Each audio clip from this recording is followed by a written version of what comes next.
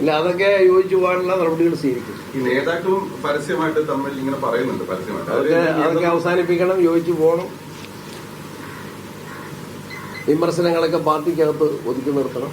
പരസ്യ വിമർശനങ്ങളെ ഒരു കാരണവശാലും പ്രോത്സാഹിപ്പിക്കുന്നില്ല. പറയാനുള്ള കാര്യങ്ങൾ പാർട്ടിക്കകത്ത് പറയാം. എന്നോട് ചില കാര്യങ്ങൾ സംസാരിച്ചിട്ടുണ്ട്, അവരെ ചില പ്രയാസങ്ങൾ പറഞ്ഞിട്ടുണ്ട്. അത് ഞാൻ മുഖ്യമന്ത്രിയുടെയും ശ്രദ്ധയിൽപ്പെടുത്തിയിട്ടുണ്ട്. അത് ചർച്ചയിലൂടെ പരിഹരിക്കാവുന്നതാണ്. ഇതിനകത്ത് ഈ വൈദ്യുതി മേഖലയെ ബന്ധപ്പെട്ട് കർണാടക അധികമായി വൈദ്യുതി ഉത്പാദിപ്പിക്കുന്നു. അപ്പൊ അത് വാങ്ങാൻ ഏതെങ്കിലും തരത്തിൽ ഇടപെടും. ഇപ്പോൾ ഉദ്യോഗസ്ഥർ മാത്രമാണ് ചർച്ച നടക്കുന്നത് മനസ്സിലാക്കുന്നത്. ഒരു കാര്യമുണ്ട്, ഇതൊന്നും ഞാൻ ചോദിച്ചോട്ടെ. നേരത്തെ ചോദ്യത്തിന് അർജുന്റെ ചോദ്യത്തിനും കൂടെ മറുപടി പറഞ്ഞേക്കാം. മണിയാശാൻ എവിടെ പോയിട്ടാ, ആരോടാ സംസാരിച്ചത്?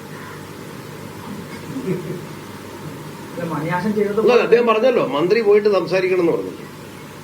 മണിയാശാൻ എവിടെ പോയിട്ടാ, കൃഷ്ണൻകുട്ടി ചേട്ടൻ എവിടെ പോയിട്ടാ സംസാരിച്ചത്? മണിയാശാനും കൃഷ്ണൻകുട്ടി ചെയ്തത് മാത്രമാണോ? അല്ല, അദ്ദേഹം വിമർശിച്ചോണ്ടാ ഞാൻ പറഞ്ഞു. ഞങ്ങൾ സംസാരിക്കുന്നുണ്ട്, പിന്നെ പവർ പർച്ചേസിനൊക്കെ ഒരു രീതിയുണ്ട്, വ്യവസ്ഥയുണ്ട്.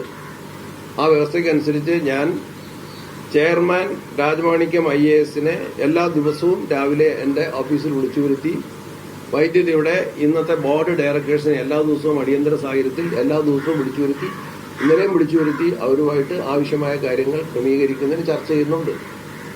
ആ കാര്യമൊന്നും എല്ലാ ദിവസവും പത്രങ്ങളിൽ കൊടുക്കുന്നില്ല. മന്ത്രി ചെയ്യുന്നതും ബോർഡ് ചെയ്യുന്നതുമായ എല്ലാ കാര്യങ്ങളും പത്രത്തിൽ കൊടുക്കുന്നില്ല. ആവശ്യമായ കാര്യങ്ങൾ നിങ്ങളെ പല സമയത്ത് മാധ്യമങ്ങളെ ഈ കാര്യങ്ങൾ അറിയിച്ചിട്ടുണ്ട്.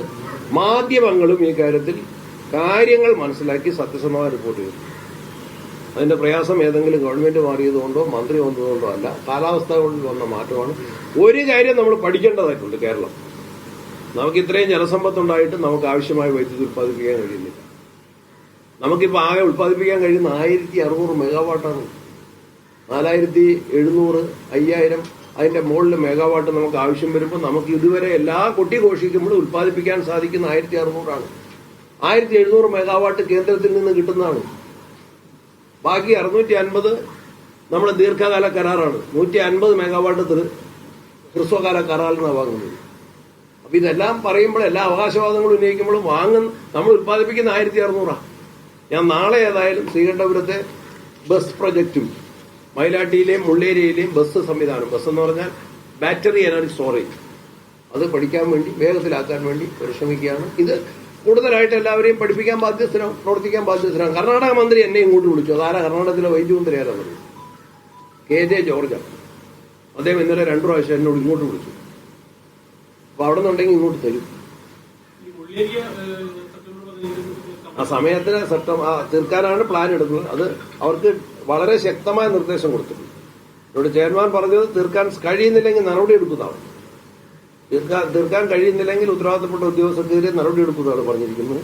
അപ്പൊ നടപടി ഒഴിവാക്കി തീർക്കുന്നതിന് വേണ്ടിയാണ് ഞാൻ നാളെ ആ 3 സ്ഥലവും സന്ദർശിച്ച് എന്താണെന്ന് വിലയിരുത്തി അതിനെ ഡയറക്ടറും പ്രത്യേകിച്ച് ജനറേഷന്റെ ഡയറക്ടറോടും അതിന്റെ ചാർജുള്ള ഉദ്യോഗസ്ഥന്മാർ, C ഉൾപ്പെടെയുള്ളവരോടും കൂടി വരാൻ പറഞ്ഞു.